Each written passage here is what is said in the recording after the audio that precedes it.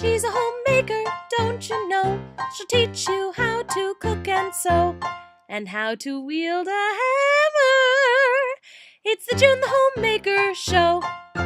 Hello, and welcome to the June the Homemaker Show. Today on June the Homemaker, we are going to do an episode that I have been requested so many times. We are going to do how to sew on a button. Everybody always asks how to sew on a button, and the thing is, it's not as hard as you think it is. The first step in sewing on a button is, well, you should pretty much save the buttons that come with your clothes. You know how when you buy clothes, like sometimes inside of them or like attached to the tag, there will be like a little plastic bag and it has an extra button in it. You should keep that button. You should not throw it away. Now, the sweater that I'm going to be sewing a button on today is a sweater that I got when I was being a heathen, and when I was being a heathen, I did not save any of the buttons that came with any of my clothes. I would pretty much just throw them out. That was also when I did not cut the tags off of my clothes. I ripped the tags out of my clothes. Now I cut the tags out of my clothes, and I save all my buttons, but that doesn't help me with the sweater. See, it's an adorable sweater. Look at how adorable. It has these little gathery things along the sides. I used to wear it when it was way too small for me. One of the buttons popped off. Surprise, surprise. But since I was being a heathen, I don't have the button to put on it that matches. I'm gonna talk in this voice. So instead of using a button that matches, I went in Mom the Homemaker's sewing box, because she's awesome and lets me take things when she's not home and doesn't give me permission. I found a button that's sort of the same as the other ones. It's not really the same at all. Here, let me show you. This is the button that is the normal button that's on there. And then this is the button that I found from Mom the Homemaker.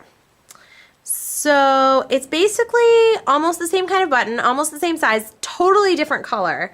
I mean, I'm pretty much just not even going to worry about the color. The color is kind of like too much to hope for, especially given that I was a heathen about the sweater to begin with. But I have matching thread, and it has, oh God, nope, I found it. It's okay, I found it. And it has 2 holes, so at least it has a matching number of holes.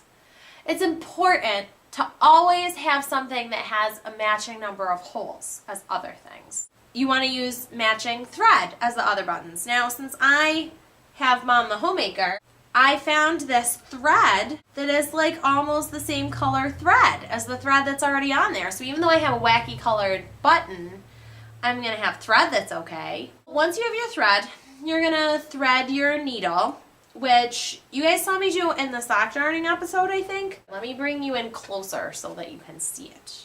Here's the little needle. Has a little hole that maybe you can't see. And you take your thread and maybe lick the end of it so that it will fit through easier. And then you thread it through. See how much easier it was for me to thread that than to thread it with embroidery thread? June the Homemaker tip. Occasionally use your teeth as scissors. We doubled the thread. So you put the thread through and you run it until there are like 2 strands of equal length. Then you run them around your finger and you sort of rub your finger on the around parts until it's all twisted up, and then you pull down. Ta-da! The next step is to look at the parts of the sweater that are normal button way, that were like done by whoever knew what they were doing, because you're going to want to sew your button on the same way. Let's look at the buttons that we already have. Okay, that is what the button looks like, the real button. So you can see that it is small and it has 2 holes, and the thread just goes vertically between the 2 holes. Let's look at the place where the button used to be. Here's the place where the button used to be. I put the new button in my mouth, by the way, so that I don't lose it again. I might eat it though. I don't know if you can see, but I can see where the holes, oh, and I just spit it out. That did not work out well. So I can see the place where the thread used to go through. So I'm going to put my thread through the same place. And also, you can see that this button it's pretty tight on there. Like if you're sewing a button on a big sweater or something, you might have to leave like some room around the button so that you can actually fit the fabric in there. So I'm going to put the thread through this hole where it came from. Now that I've put it through one of the old buttonholes, now I'm going to put it through the new button's hole. So the new button goes on where the old button was. Now I'm going to put my thread through the other buttonhole, and I'm going to thread it down so that it's right next to the sweater. Come on, there you go, good job. All right, and then I'm going to put my needle through the other old thread hole. Ta-da! And then the new button straps on there, you know, like exactly where the old button was, because you just put it through the old holes. And now I'm going to thread over this a bunch of times. And be careful to always get your thread tangled around the other buttons. That is definitely an important part of the button sewing process. And that you stab yourself with the needle multiple times. This is going to be really cool because you're pretty much just looking at my hair while I say stuff. Now, here's the old button. Here's the new button. So I guess it's a little bit bigger, but it does pretty much match, right? Except for the fact that it's totally a different color and will stick out like a sore thumb. We're gonna close off the sewing thing, okay? So here's the back side of the thread. We're gonna go through a little piece of the fabric here, just a little bit of it. And we're gonna pull down until there's sort of a loop here. See the loop?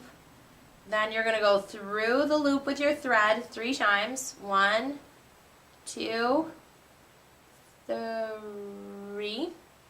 And pull down. There you go. Now you've got a little knot. We're going to do the same thing again. Tangle. 3. And then it gets pulled down. Woo. And then you cut off the thread. Okay, so now I have a thing with one white button. But at least it's better than having a thing missing a button.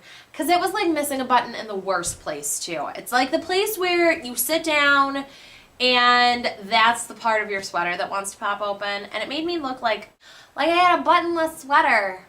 It made me want to make my arms like that. Anyway, that's how you sew on a button. Pretty much you make sure you keep all your buttons for your clothes, or you go to the store and get a new button if you care. And then you get matching thread, and then you just sew on the button the same way that the other buttons are sewn on.